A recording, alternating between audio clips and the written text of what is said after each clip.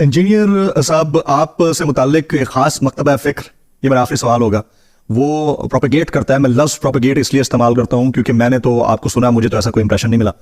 وہ یہ کہتے ہیں کہ آپ قادیانیوں کے لیے خاص سمپتی رکھتے ہیں.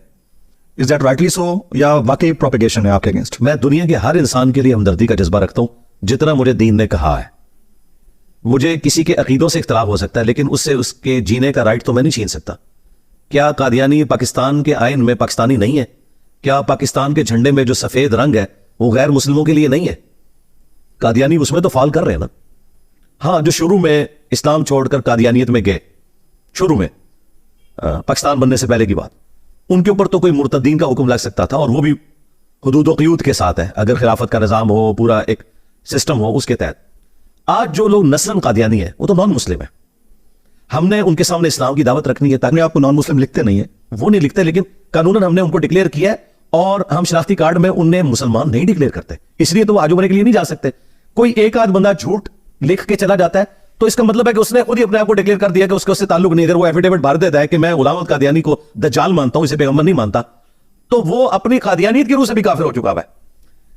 ٹھیک ہے، کیونکہ جس شخص کو وہ پیغمبر کلیم کیے ہوئے ہیں اس کا وہ خود انکار کر دے تو وہ اس سے تو نکل گیا نا. تو اگر کوئی اس طرح کر رہا ہے تو ہم اسے کہیں گے پھر دلیری دکھاؤ، پھر اب دجال جب لکھ دیا تو مان بھی لو اور اس طرف آ جاؤ.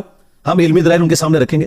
قادیانی ہوں، ہندو ہوں، جیوز ہوں، کرسچنز ہوں، سکھ ہوں، میں تمام کے لیے اس اعتبار سے ہمدردی کا جذبہ رکھتا ہوں کہ آپ نے انہیں ہیومن ڈگنیٹی کے اندر تو جینے کا حق دینا ہے نا، ان سے جینے کا حق تو نہیں لینا. رہ گیا ہمارا ان سے علمی اختلاف، وہ ہم کرتے ہیں اور انہیں دعوت دیتے ہیں کہ وہ اسلام کی طرف آئیں، لیکن یہ کہنا کہ ان کو آپ نے قتل کر دینا ہے، دنیا سے ختم کر دینا ہے، تو میں نے اس کے اوپر پھر انہی مقادب فکر کے لوگوں کو کہا ہے کہ اگر تم ختم نبوت کی کاس کے ساتھ مخلص ہو تو وائی اونلی اینٹی قادیانی؟